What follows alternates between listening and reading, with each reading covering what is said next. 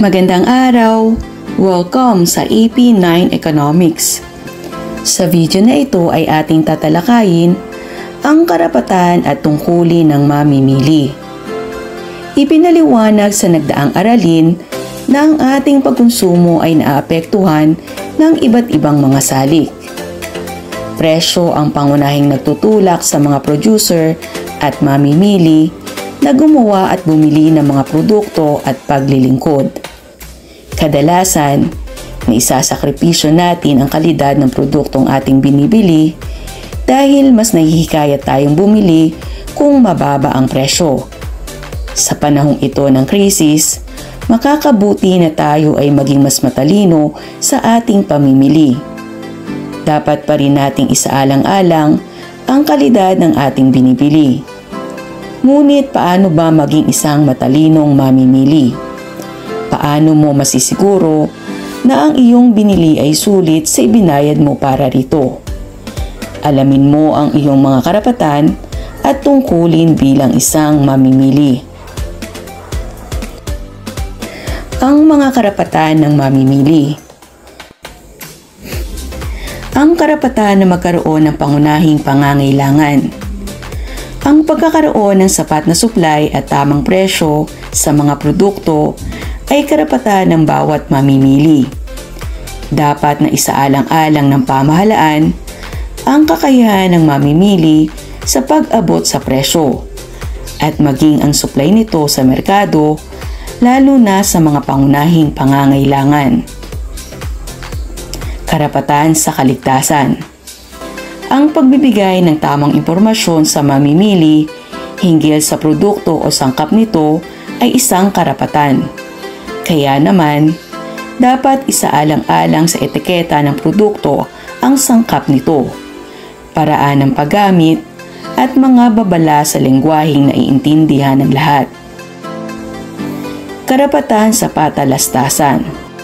Ang pagkakaroon ng lubusang kaalaman hinggil sa produkto o serbisyong bibilhin ay kailangan upang maiwasan na madaya o mapagsamantalahan. Ang pagbibigay ng mapanlinlang na patalastas ay hindi ayon sa karapatang ito. Ang karapatan sa pagpili. Nasa desisyon ng mamimili ang pagbili sa produkto o serbisyo. Walang sino man ang maaaring pumilit sa iyo na bilhin ang produktong hindi mo gusto. Ang karapatang dingkin. Kailangang isaalang-alang ng gobyerno ang mga mamimili sa paggawa ng mga patakaran. Ang gobyerno ang dapat magtaguyod sa mga karapatang ito. Ang karapatang bayaran at tumbasan ang anumang kapinsalaan.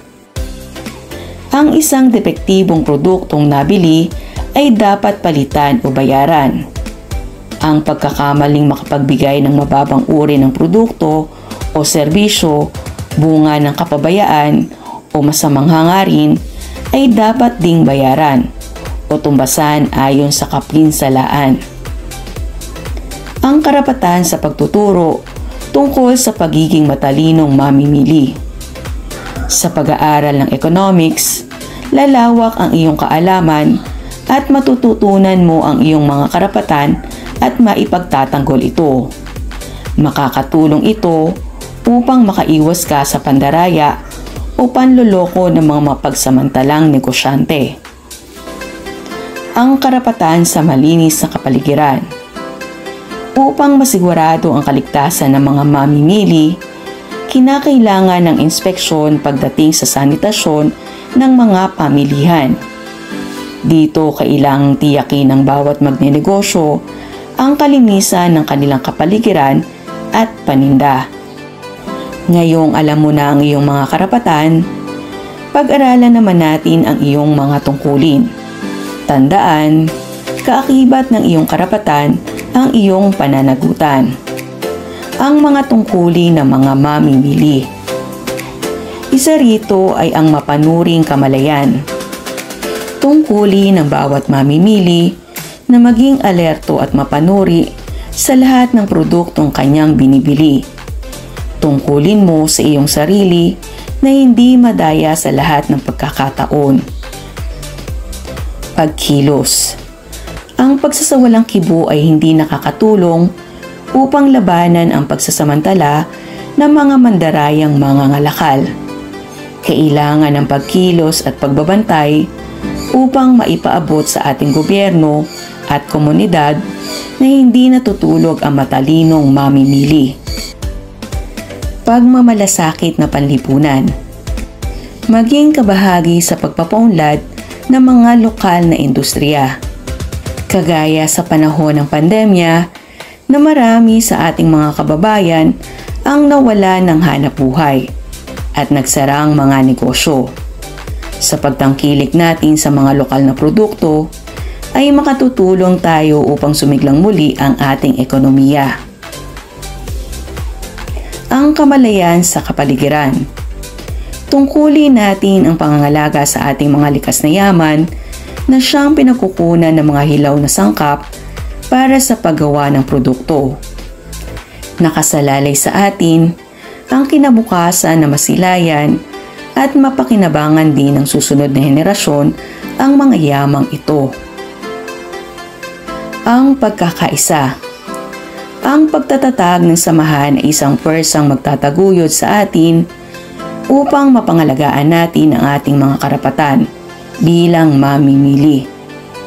Ang Kagawaran ng Kalakalan at Industriya o Department of Trade and Industry ang ahensya ng pamahalaan na siyang inatasan upang itaguyod ang mga karapatan at tungkuling ito ng mamimili. Tungkulin din itong palawigin ang kalakalan at industriya ng bansa sa pamamagitan ng paglikha ng mga bagong hanap buhay at magbigay kita sa mga Pilipino.